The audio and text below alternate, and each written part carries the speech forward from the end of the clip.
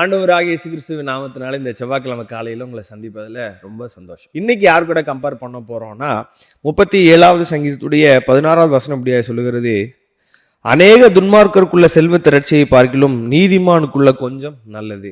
இன்னைக்கு நம்மளை யார் கூட கம்பேர் பண்றோம் அப்படின்னா, நல்ல பணக்காரங்களா இருக்கிறவங்க ஆனால் துன்மார்க்கமாக வாழ்றவங்க. நம்ம கண்ணு முன்னாடி பார்த்தீங்கன்னா பென்ஸ் காரில் தான் போவாங்க, ரோல்ஸ் ராய்ஸ் காரில் தான் போவாங்க, போர்ஷே காரில் தான் அப்படி பயங்கரமாக நல்ல பார்ஷான லைஃப்பில் இருப்பாங்க. அவங்களெல்லாம் பார்த்துட்டு இங்கே சங்கீதக்காரன் சொல்கிறாரு, அவனுக்கு இருக்கிற அநேகத்தை பார்க்கிலும் நீதிமான்ட்டு இருக்கிற கொஞ்சம் நல்லது. ஏன்னா இந்த கொஞ்சத்தில் தான் உண்மை இருக்குது, இந்த கொஞ்சத்தில் தான் ஆசீர்வாதம் இருக்குது. நிறைய துன்மார்க்கோடைய வாழ்க்கையில் பார்த்தீங்கன்னா அவங்களுக்கு காசு வர்றதும் தெரியாது, ஏன் செலவழிதுன்னு தெரியாது, ஏன் போதும்னு தெரியாது. அதான் துன்மார்க்கனை பார்த்து அங்கே சங்கீதக்காரன் யோசிக்கும் போது சொல்கிறான்னா, துன்மார்க்கன் ரொம்ப சீக்கிரமாக வளர்ந்துட்டானே, ரொம்ப உயரத்தில் வச்சிருக்கிறீரே அப்படின்னு சொல்லி துன்மார்க்கன் குறித்து பொறாமப்பட்டுட்டு அப்புறம் தேவ சன்னிதானத்தில் வந்து உட்காந்து கொஞ்சம் நினச்சி பார்த்து சொல்கிறான், கரெக்டு தான் ஆண்டவரே, அவன் எவ்வளோ உயரத்தில் இருந்தாலும் பரவாயில்ல, அவனை சறுக்கலான இடத்துல நீங்கள் வச்சுருக்கீங்க. கண்ணை மூடி கண்ணை திறக்கிறதுக்குள்ளே அவனுடைய வாழ்க்கை ஒன்றுமே இல்லாமல் அழிஞ்சு போயிடுது.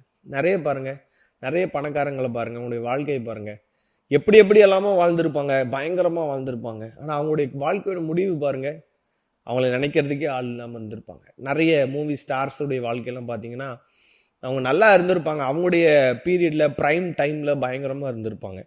ஆனால் அவங்களுடைய வாழ்க்கையின் முடிவை பார்த்தீங்கன்னா அவங்கள அட்ரஸ் பண்ணுறதுக்கே ஆள் இல்லாமல் ஆயிருப்பாங்க. அதே மாதிரி தான் தெய்வ பிள்ளைகளை துன்மார்க்கனை பார்க்கும்போது துன்மார்க்கனுக்கு நிறைய செல்வம் இருக்கிற மாதிரி இருக்கும். நீங்கள் நமக்கும் அப்படி தான் ஆசை வரும், எனக்கும் அப்படி தான் ஆசை வரும். நிறைய பேர் பென்ஸ் காரில் போகும்போது நம்மளும் ஒரு நாள் இப்படி போகணும் அப்படியெல்லாம் ஆசை வரும், நம்மளும் இப்படி நல்ல பார்ஷான ஒரு லைஃப்பில் இருக்கணும் அப்படின்னு ஆசை வரும். அப்போ எல்லாம் அப்படி யோசிக்கிற போதெல்லாம் ஏசப்பா சொல்லுவார், உனக்கு இருக்கிற இந்த கொஞ்சம் நல்லது. அதே மாதிரி தாங்க தெய்வ பிள்ளைகளே, நம்முடைய வாழ்க்கையில் நிறைய காரியம் நம்ம பார்ஷாக வாழணும். மற்றவர்களை போன பணக்காரங்க நல்ல செல்வ பெருக்கோடு நான் இருக்கிறது பெரிய மேட்ரு கிடையாது, எனக்கு இருக்கிற கொஞ்சத்தில் சந்தோஷமாக இருக்கிறது தான் மேட்ரு. அவனுக்கு நிறைய இருந்தும் அவன்கிட்ட சந்தோஷம் கிடையாது, அவன்கிட்ட நிறைய இருந்தும் சமாதானம் கிடையாது. ஆனால் என்கிட்ட இருக்கிற கொஞ்சத்தில் சந்தோஷம் இருக்குது, சமாதானம் இருக்குது, மகிழ்ச்சி இருக்குது, நல்ல குடும்பம் இருக்குது.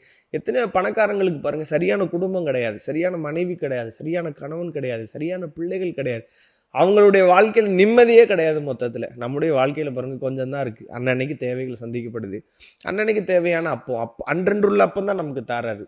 பெரிய சம்பாத்தியங்கள் இல்லை, லட்சக்கணக்காக நம்மளுடைய வாழ்க்கையில் சேர்த்து வைக்கிறது இல்லை, ஏதோ கொஞ்சம் கொஞ்சம் ஆண்டவர் தாராரு, சந்தோஷமாக நடத்திட்டு இருக்கிறாரு. ஆனால் குடும்பத்தில் சமாதானம் இருக்குது, நல்ல மனைவி, நல்ல கணவன், நல்ல பிள்ளைங்க. பார்த்திங்கன்னா நம்முடைய சந்ததிகள் ஆசீர்வதிக்கப்பட்டுக்கிட்டே இருக்கும். துன்மார்க்கனுடைய இப்போ அப்பா நல்லா இருக்காருன்னா பையன் நல்லா இருக்க மாட்டான். அவங்களுடைய சந்ததிகளுடைய சாபத்தை பார்த்திங்கன்னா பயங்கர மோசமான ஒரு வாழ்க்கைக்கு நேரம் நடக்கும். நமக்கு அப்படி இல்லைங்க, கொஞ்சம் நல்லது அப்படின்னு சொல்லி ஆண்டவர்கிட்ட நீங்கள் கன்ஃபர்ஸ் பண்ணி எனக்கு தந்த இந்த கொஞ்சத்துக்காக நன்றி ஆண்டவரேன்னு சொல்லி டே ஸ்டார்ட் பண்ணுங்கள். ஆண்டவர் இன்னும் உங்களை ஆசீர்வதிக்க போகிறா. God bless you.